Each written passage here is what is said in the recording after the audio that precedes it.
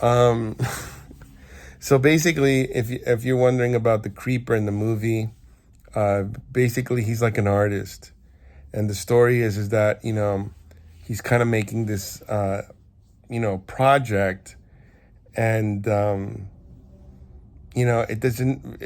I think for the most part, it doesn't really make any sense, and I think that that's kind of like it touches on this thing of that he's misunderstood, right? And the reason he's probably having some sort of problem expressing himself is because he's away from God. It's a lot of people think it's if you're away from God, is the individual thinking, your work is going to be better, but that's not the case. It's when it's with you're with God, everything works out. Everything is in order. Everything is more clear, right? And they kind of make an allusion to something like this in the film. The boy tells the police that there's some crazy version that the creeper did of the Sistine Chapel. All the dead bodies are up on the ceiling and the walls, right? Okay. And I was like thinking to myself, I was like, historians are trying to separate the artist from religion, right? They want to say like, let's look at the artist without, God, or it's like, they always adding things like, he only worked with the Catholic Church because they were powerful and they had access to this huge canvas, and he needed them, he used them, and it's just like they're taking away from the fact that with God everything is better, right? With God, your art is better. It's organized, it's more clear. You get more out of it, right? You express more of yourself with it, right?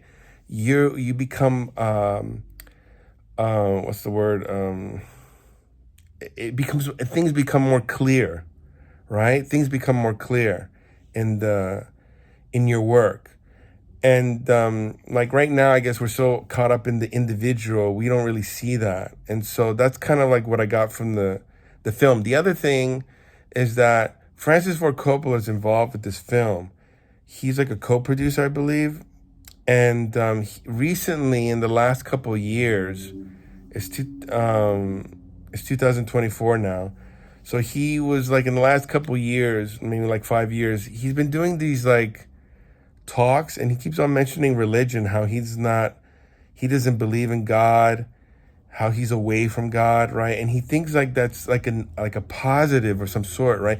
It's not, because he keeps on talking about how he's dissatisfied with his work. And now I understand that. I believe him now, because I saw this other movie that made me think about him. I said, there's this movie I saw that's really good, but it's really focused on individuals. And in a way, you could say like God is not present in the film, or they try to uh, take away God in the film, right? And I said, you know what? I said, he's been talking about this, and he's been like not satisfied with his work. And I thought he was like kind of fishing for comments, because he did, he's such a big name in film. But I said to myself, I was like, it's true. He probably does not feel any satisfaction. And he thinks that he needs to separate himself more from God. Maybe he thinks like, for whatever reason, but it's the opposite. If he comes towards God, everything would be better. Everything would be better. His work will be better. He will feel better, we don't know how the audience would take it. Maybe it'll take some time, but for the most part, it would just be better. I know that's kind of a crazy way of thinking, because, everyone is on the individual. What do I think? What's my vision? What's the person? It's like, it's not going to work. It's not going to work like the way you think, So anyway, that's what I got from the movie. Um, I guess I'll get review the movie now. The movie came out 2001. It's called Jeepers Creepers. Justin Long is in it. Directed by Victor Salva, and it's kind of like a classic now, and I guess you could say. And it had a classic feel when it came out. It's very American. It has an old timey feel because I don't know. It's like a monster movie. It just feels familiar. And basically, it's this crazy maniac called the Creeper, and he's like terrorizing these kids on the highway. They managed to find his hideout, and he's a total psycho. You know, he's a killer. And then they find out that he's actually some sort of like monster, right? Who can fly, and he wants one of the girl or the boy. We don't really know.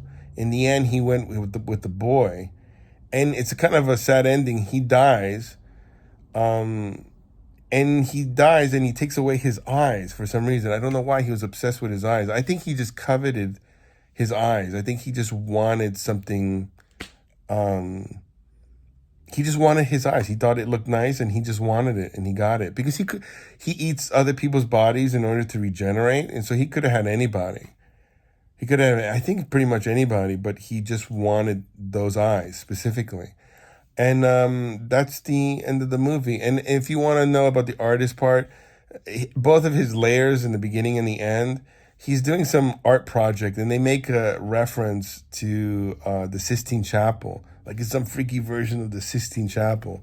And so that's where all this stuff is coming from, what I think the movie's ultimately about. Um, yeah, I think it's a really, really good movie. Part two was good. I actually saw part three. That was okay. And they made a part four. Um,